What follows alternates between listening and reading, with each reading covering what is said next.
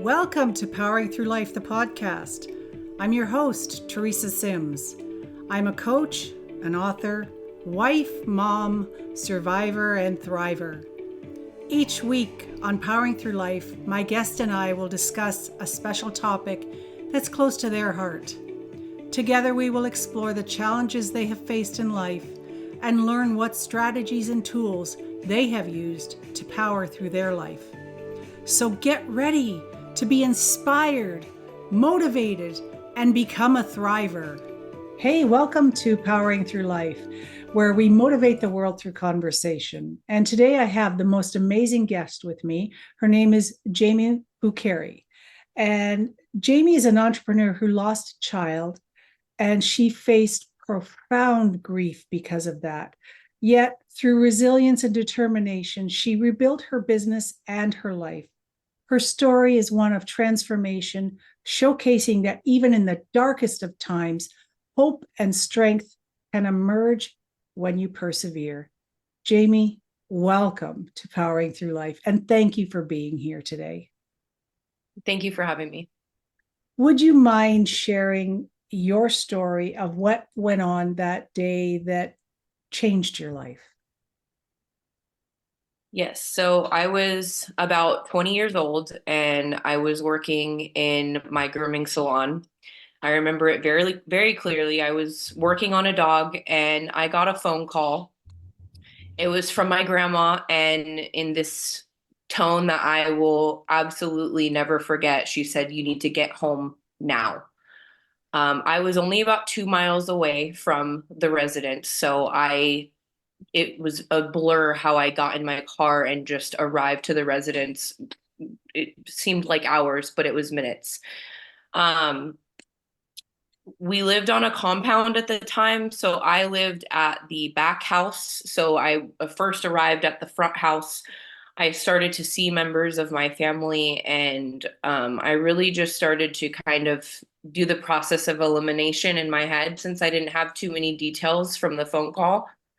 And I start walking down, and right where I get to the clearing where you can see my house, I see, the final set of people besides my son. And as soon as I kind of, everything kind of just came together, I remember just like collapsing at that moment. And then next thing I know, I'm in the house and there's a lot of people there. There's probably 20 paramedics. My son's father, his mother, my mom, everyone's there except for me. So the first thing I thought of is like, why are all these people here? And I just got notified of this maybe 10 minutes ago. Um, I look over and I see Hunter on the floor, and there are defibrillator pads everywhere. Those are those little pieces of paper that they take off before they use the shock system. They're everywhere. And my thought was, how many times have they tried to revive him? Like, I have so many questions at this point. So they're currently, trying to revive him, and my fiance pulls me off to the side, and I said, "What happened?" And he said, I was giving him a bath. I left out of the shower just momentarily to grab a towel. And when I came back in, he was turned over in his little baby tub. Um, and I said, well, if that was true, if it was only a second, like this shouldn't look like this. And I was very confused, but I kind of just accepted what he said exteriorly. I kind of was just like, okay, okay, okay. But inside I was like, there's something wrong here. So we got transferred to the first hospital, and then we got transferred to another hospital. And, it was, I mean, we were probably a day in at this point, just running tests, and our entire family was downstairs. They weren't allowing anybody but me and the father upstairs. So we just have an entire colony of people downstairs. And we get called into a room, and they said that they had ran some various tests, and because there was significant amount of blood behind the eyes and there was certain symptoms that they had found, that they had said that there was no drowning in this case at all whatsoever, and that the baby was shaken to death. So I looked over at Will and I looked back at them and I said, I need to have a moment with my fiance. So all the nurses and the doctors left the room, and I kind of just like went into this weird mode where I was like, you need to pretend to be on his side. You need to do whatever you can do to get this information out of him and figure out what the heck happened. Because if he gets arrested and leaves today, you might never find this out. So I just kind of went into this mode and I started rubbing his back and I was like, it's okay. Like, I know you've struggled with abuse in your life. I know the things that you've dealt with as a child. Like, I get it. I understand, but I need you to just tell me like what happened. And that was when he said, I don't know what happened. I just snapped. And I really like, for evidence wise, I should have kept going because like in court that is not enough. But for me, that was I heard all that I needed to hear to know that, you know, in the past he had explained that, you know, he had gone through a bunch of trauma, and sometimes when the baby would cry, he would kind of, some of those feelings would kind of come back to him. So that was like the extent of what I saw from that prior to this. So he wanted to leave the hospital. He was talking about leaving the country, having one of his friends pick him up. And I looked at him and I said, you probably are going to jail right now. I said, but this is the last time that you are ever going to see your son. And I said, so you need to be a man and you need to stay here with me and you need to be here with him all the way up until they take you. I said, that's what you need to do. And he put his phone down and he said, okay, I'll do that. So we just all kind of like stood over him, and like we were just talking about what we were going to do when we went home and what vacations we were going to go on, and we just talking about all these fantasies. And then I looked over and a detective came in, and that's when I was like, this is the moment. So he gets arrested, and nobody downstairs at this point knows what's going on. So I have to go downstairs and tell my entire family and his entire family what just happened. They have no idea. They still think Hunter drowned at this point. So I ended up calling one of my friends that I haven't spoke to in years. And I just blurted everything out from the hospital phone. I said, I need you to come here. She was there in 30 minutes. She came up and I said, I need to just like hold you and like go downstairs and like tell everybody this right now. So that's what I did. We walked downstairs and I just blurted it out. And um, that's one of the things that really stick out to me the most, because they say one of the worst things in grief is watching other people go through it as well. And watching my dad collapse to the ground and watching everybody's reaction, you know, it's like, this is the person that I chose to have a child with. And it kind of, in a way, just, I felt really guilty, like I did all of this to everybody in that moment. So it was, yeah, that was a really bad moment. So at that point, they started letting everybody up. We had another 24 hours of just visiting and going over tests. My sister has like her master's in biology, so she was like, okay, I understand this stuff. I need you to tell me what is going on. So basically they explained to us, like, we have one more day until we're going to have to declare him legally dead. Here are the results. Here's what is going on, but it is completely up to you. And when I was in there, life support is such a weird thing. And it's not just like one thing, you know, it's they're having a device that's helping you breathe.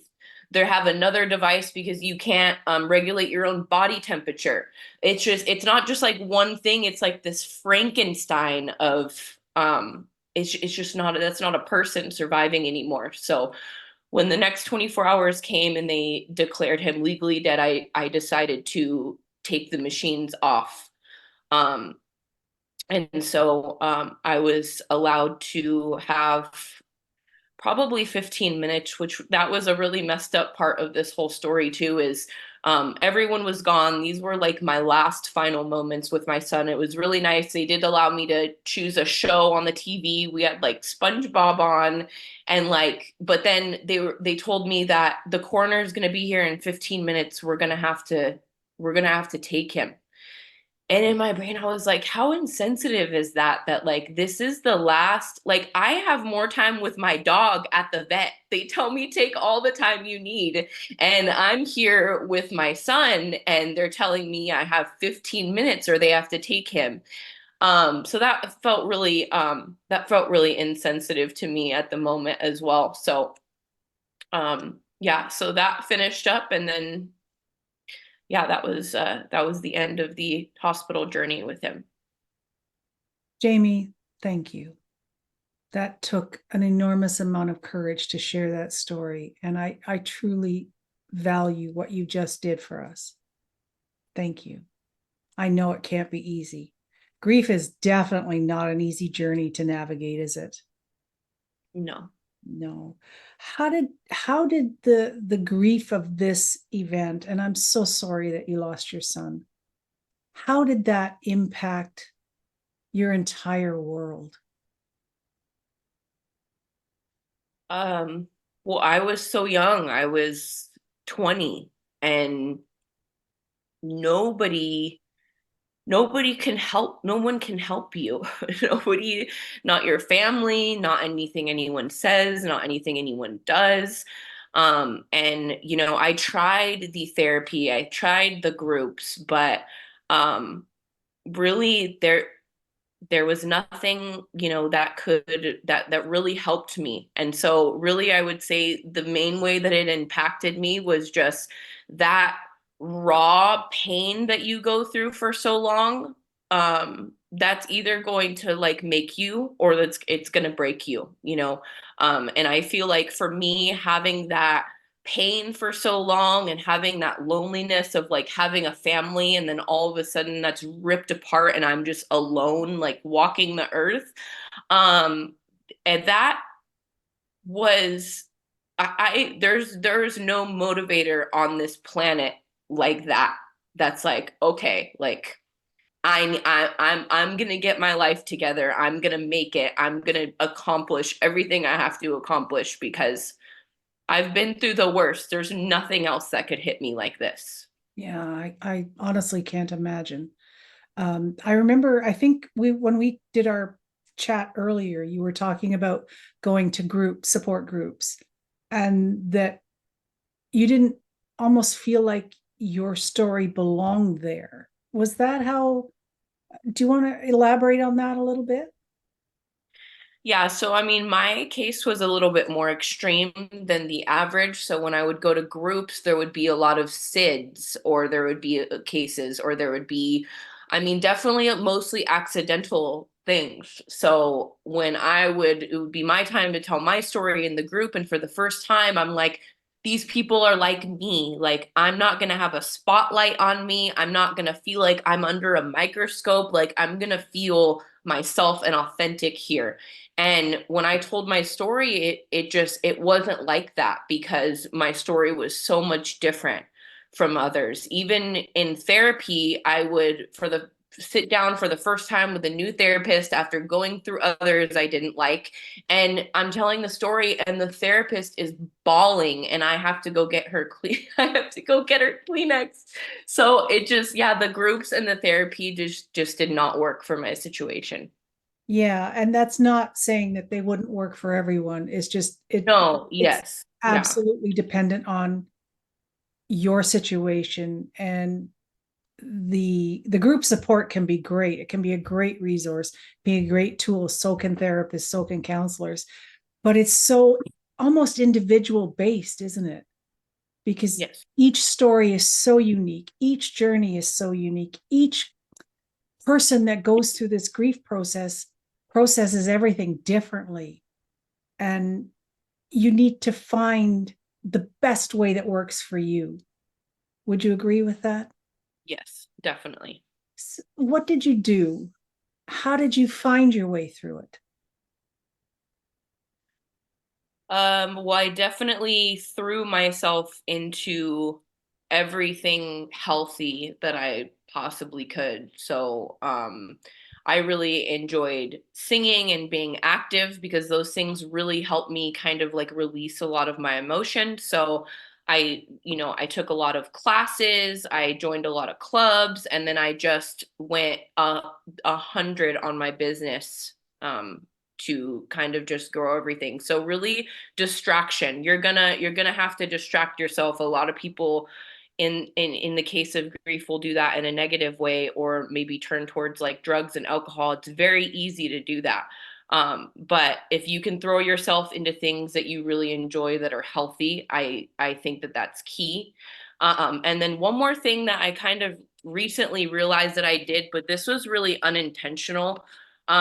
Being a business owner, there was a certain point where I had to walk into the building and I can't be a mess every day for years.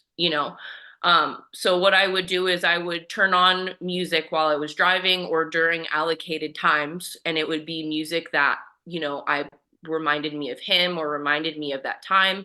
And I would just let myself cry as hard as I possibly could.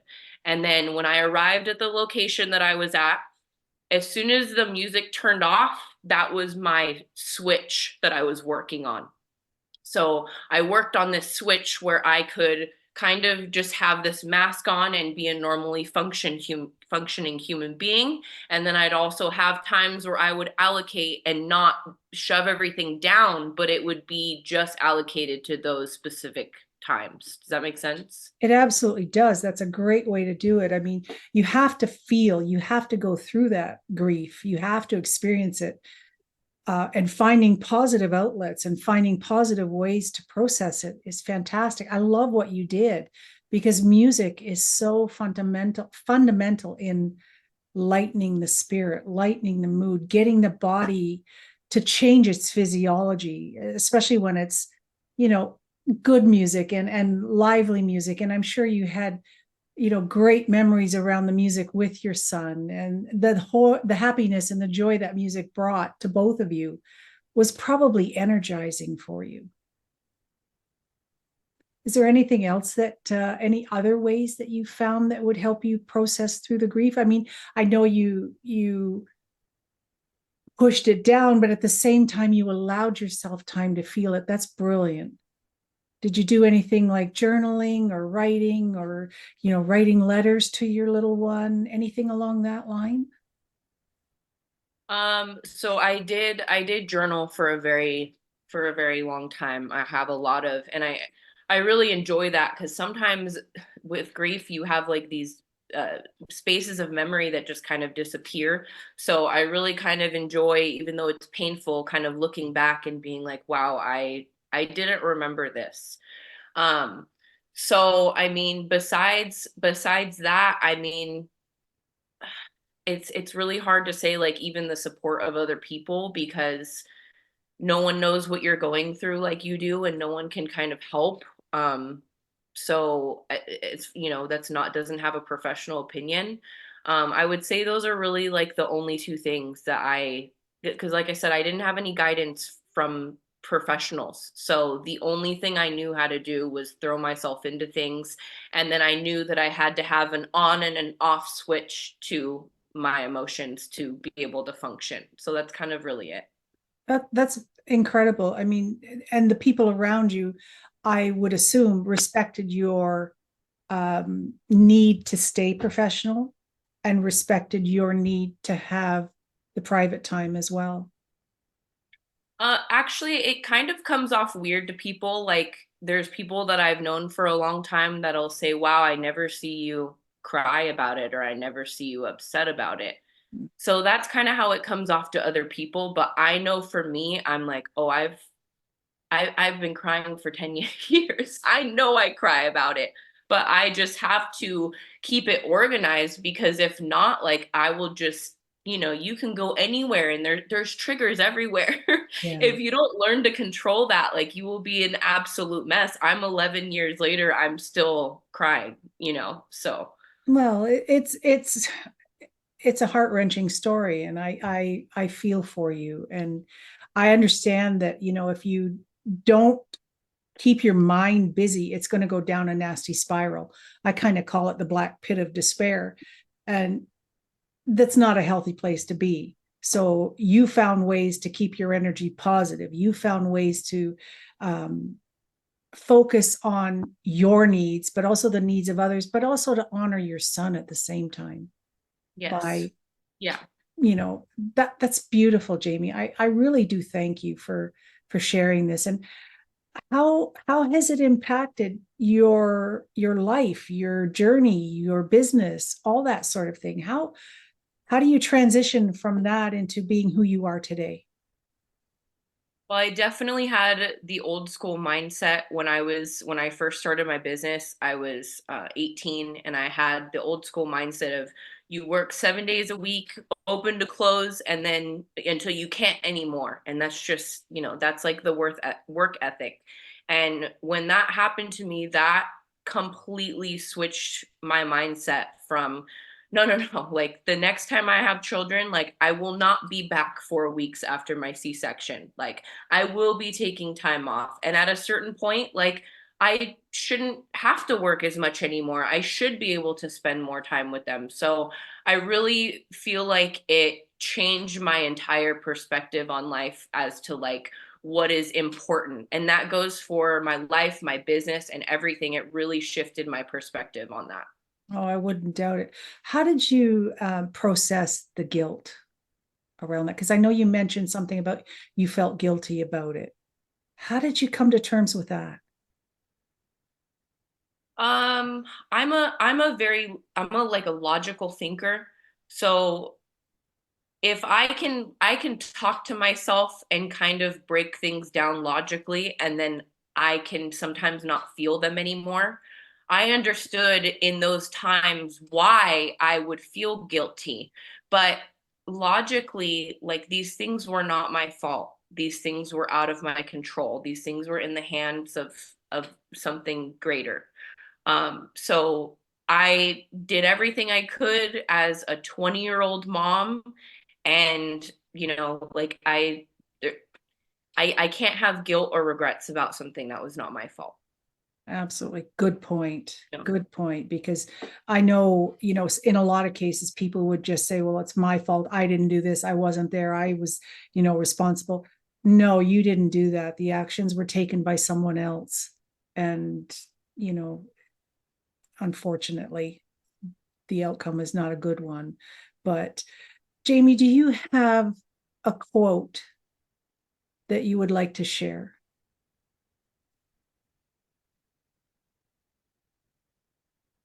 Um, I know you wrote one. I believe you wrote one down. If I can just take a second. What you think you become. oh yes, yes, exactly what you think you become. So that's definitely my favorite one. Um, we all have a process of thoughts that go through our head, when we wake up in the morning, when we're looking at ourselves in the mirror, when we're going about our life, we have like a thought process. And today's day and time, a lot of us have developed a very negative thought process. Thoughts about our negative thoughts about ourselves, negative thoughts about others. And I feel like grief can definitely add even more negative thought patterns to you. So and the more negative you think, I know this is like super cliche, but the more negatively you think, the more negative your life is going to be. So if it's really important to try to change your thought process. If you're having a negative thought, try to kind of change it to a positive one. And it's not going to work immediately. That's something that you have to work on every single day throughout the day.